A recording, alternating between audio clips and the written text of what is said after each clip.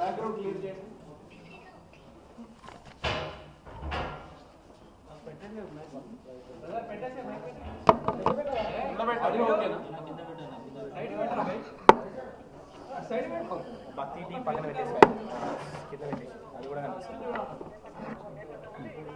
ఇది లైవా?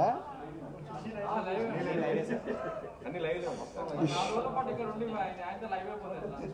Correct time live. Okay, రెడీయా?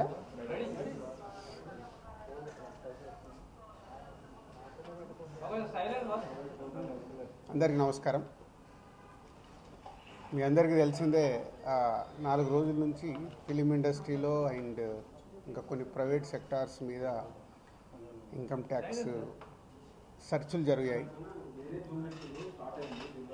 So ఈ సెర్చుల విచిత్రం ఏంటంటే మీడియా వాళ్ళందరూ ఛానల్స్లో కానీ సోషల్ మీడియాలో కానీ నేను సెలబ్రిటీని కాబట్టి ఎన్నో సెర్చులు జరుగుతున్నా సో నా న్యూసే మీకు క్యూరియాసిటీ ఉంది కాబట్టి మీడియాకి కానీ మీ మీడియా ద్వారా సొసైటీకి కానీ సో దానికి మీరు ఎంత ఫోకస్ చేస్తున్నారో 4 రోజుల నుంచి మీడియా ద్వారా చూస్తూనే ఉన్నాం.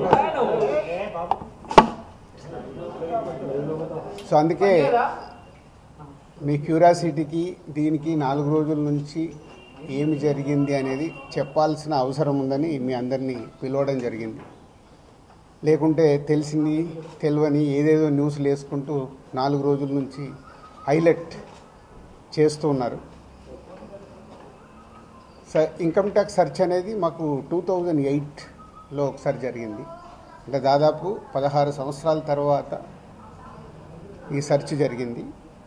మధ్యలో 3 times సర్వేస్ ఉన్నాయి. సర్వేస్ అంటే అకౌంట్ ఆఫ్ బుక్స్ అనేది చూస్తారు. సో ఈ సెర్చ్ అనేది ప్రాసెస్, వ్యాపారాలు చేస్తున్నప్పుడు ఇన్కమ్ ట్యాక్స్ చేయాల్సిన ప్రాసెస్. అలాగే మా మీద కానీ అదర్ వేరే ప్రొడక్షన్ హౌజెస్ మీద కానీ ఫైనాన్సర్స్ మీద కానీ నిన్న సెర్చెస్ అన్నీ ఉన్నాయి. పోతే మా దగ్గరకు వస్తే మా కుటుంబం మీద ఏదైతే ఆఫీసు ప్లేస్ ఉందో ఆఫీస్ దగ్గర ఈ సెర్చులు జరిగాయి. సో మొదటి 3 రోజులు ఎవరిది వాళ్ళకి ఇండివిజువల్గా సెర్చ్ చేసి స్టేట్మెంట్స్ తీసుకుంటారు. అయిన తర్వాత లాస్ట్ డే నిన్న ఆఫీస్లో కన్క్లూడ్ చేస్తారు. సో మా హౌజెస్లో జరిగిందా కానీ ఆఫీస్లో జరిగిన దాంట్లో కానీ చాలా రిపీటెడ్గా వేసిన కొన్ని ఛానల్స్లో కానీ సోషల్ మీడియాలో కానీ ఇంత డబ్బు దొరికింది, ఇంత డాక్యుమెంట్స్ దొరికాయి, అది దొరికింది అనేది కొన్ని హైలైట్ చేశారు. ఎక్కడ కూడా మా దగ్గర డబ్బు కానీ డాక్యుమెంట్స్ కానీ ఐడెంటిఫై కానీ మా దగ్గర నుంచి వాళ్ళు తీసుకున్నది కానీ లేదు. నా దగ్గర ఒక 5 lakhs, మా శిరీష్ గారి దగ్గర ఒక 4.5 lakhs, అలాగే మా డాటర్ ఇంట్లో 6 lakhs, ఆఫీస్లో 2.5 lakhs, మొత్తం బిలో 20 lakhs మా అందరి దగ్గర కలిపి బిలో 20 lakhs ఉంది. అలా ప్రతి ఒక్కటి ఇట్లా వాళ్ళు ఇన్కమ్ ట్యాక్స్ ఏమేం చూశారనేది ఇలా వాళ్ళది అయిన తర్వాత పంచనామా చేసిస్తారు. సో క్యాష్ రూపంలో అది. అలాగే 5 సంవత్సరాల నుంచి మేము ఎక్కడ ప్రాపర్టీస్ కానీ వేరే దాంట్లో ఇన్వెస్ట్మెంట్ చేయడం కానీ ఎక్కడ ఏమీ జరగలేదు. అది కూడా డిపార్ట్మెంట్కు టోటల్గా అందరి దగ్గరికి వెళ్ళి క్లియరెన్స్ చేసుకున్నారు. ఇది క్లీన్, ఎక్కడ డాక్యుమెంట్స్ కానీ అలాంటివి ఎక్కడేం లేవు. అలాగే బిజినెస్ దాంట్లో ప్రొడక్షను, డిస్ట్రిబ్యూషను, థియేటర్ సైడ్ ఉన్నాం కాబట్టి వాళ్ళకి అన్నీ డీటెయిల్గా కావాలి. డీటెయిల్ అంటే ప్రొడక్షన్ ఎలా జరుగుద్ది, ప్రొడక్షన్లో 24 క్రాఫ్ట్స్ ఉంటాయి. ఆ 24 క్రాఫ్ట్స్లో లావాదేవీలు ఎలా ఉంటాయి ఒక్కొక్క సినిమాకి. సో ఆ డీటెయిల్స్ అన్నీ వాళ్ళు తీసుకోవడం జరిగింది. అలాగే డిస్ట్రిబ్యూషన్ సైడ్ ఎలా ఉంటుంది, ఎగ్జిబిషన్ సైడు ఎలా ఉంటుంది అనేది వాళ్ళన్ని డీటెయిల్స్ అడుగుతూ అందరి దగ్గర తీసుకొని ఫైనల్గా నా దగ్గర నిన్న ఇవన్నిటిని ఎవరెవరు ఏమేమి స్టేట్మెంట్లు ఇచ్చారు, ఏముంది అనేది ఫైనల్ నాతో నిన్న కన్క్లూడ్ చేశారు. డిపార్ట్మెంటే ఆశ్చర్యపోయింది. అంటే ఇంత దిల్రాజు గారిని మేము ఏదో ఎక్స్పెక్ట్ చేసాం, అలా ఉంటుంది ఇలా ఉంటుందని సెర్చ్ జరిగేటప్పుడు దే ఆర్ వెరీ హ్యాపీ. వాళ్ళకు మాకు జరిగిన కోఆపరేషన్లో కానీ దాంట్లో కానీ they are very happy department. ఫర్దర్గా ఆడిటర్స్ డిపార్ట్మెంట్ ఉన్నదాని మీద వాళ్ళు క్లారిటీ చేసుకుంటారు. అన్ని బుక్స్ ఆఫ్ అకౌంట్స్ కరెక్ట్గా ఉన్నాయా, ఇవేమున్నాయి లాస్ట్ 5 years అని అవన్నీ వాళ్ళు చేసుకొని కన్క్లూడ్ చేస్తారు. ఇదైపోతే మా మదర్ది అమ్మకి 19th రోజు కాఫ్ కోల్డ్ ఎక్కువైంది. 19th అయిన తర్వాత ఇంట్లో వెళ్ళేసి ట్రీట్మెంట్ తీసుకొని వచ్చి ఇంట్లో ఉన్నారు. సడన్గా కాఫ్ ఎక్కువ అవుతే ఇమీడియట్లీ హాస్పిటల్కి పంపించాం. దానికి ఎవరో కొందరు హార్ట్ అటాక్ అని ఇంకేదో అయిందని రకరకాల న్యూస్లు క్యారీ చేస్తారు. She very fine. జస్ట్ 2 రోజులు షీఈ్ 81 ఏజ్. 2 రోజులు హాస్పిటల్లో ఉండి ఇప్పుడు డిశ్చార్జ్ అయ్యి వస్తున్నారు. She very normal.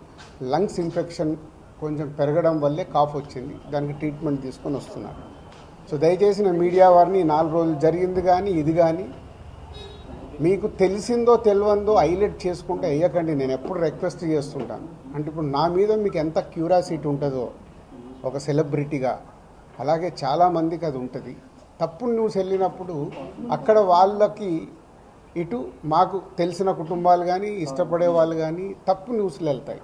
దయచేసి మళ్ళీ నేను ఎప్పుడు చెప్పేదే మళ్ళీ చెప్తున్నాను, తప్పుడు న్యూస్ని బయటికి తీసుకెళ్ళకండి. Okay, thank you. ఎందుకు చేస్తారయ్యా? ఒక్క నిమిషం.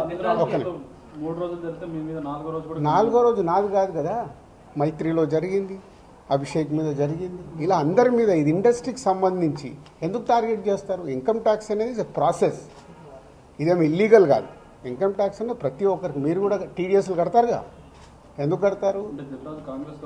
అస్సలు తప్పు. ఇవే అంటున్నా, రాంగ్ న్యూస్లు మీ ఇష్టంకి వచ్చినాయి అనేసుకొని వేయడం ఎందుకు? అభిషేక్ అగర్వాల్ కూడా ఉన్నాడుగా, మైత్రి కూడా ఉందిగా, వాళ్ళకు ఉన్నదాని మీద 18 years అయింది.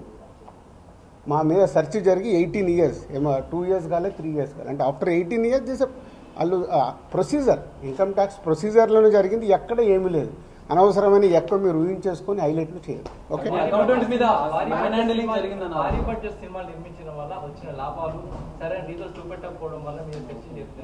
నా దగ్గర కాదండి, మొత్తం జరిగితే మళ్ళీ మీ దగ్గర అంటారండి.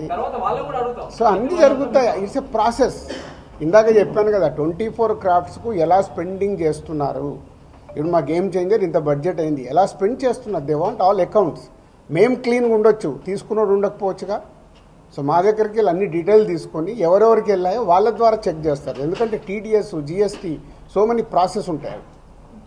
అంతేగాని ఎక్కువ ఊహించేసుకుంటున్నారు, ఏం లేదని. అంటే హైలైట్స్ దాంట్లో ఉండకుండా కొంచెం బయటికి రండి అని నా రిక్వెస్ట్. టాప్ డైరెక్టర్స్ కి బ్లాక్ ఇవ్వడం వల్లే ఇష్యూస్ వస్తున్నాయి అనేది కూడా వినిపిస్తుంది. మీలో కొంతమంది, మీ ప్రొడ్యూసర్స్ కొంతమంది చెప్తున్నారు, దీనికి ఏమంటారు? మీ ఛానల్స్ కూడా చాలా చెప్తారు, బ్లాక్ ఎక్కడ ఉంది, ఎక్కడికి వెళ్ళి వస్తుంది, నువ్వు సినిమా ఎక్కడ చూస్తున్నావు, ఆన్లైన్లో టికెట్ బుక్ చేసుకుంటున్నావు, 90% బుక్ మై షోలో బుక్ చేసుకుంటున్నావు, పేటీఎంలో బుక్ చేసుకుంటున్నారు.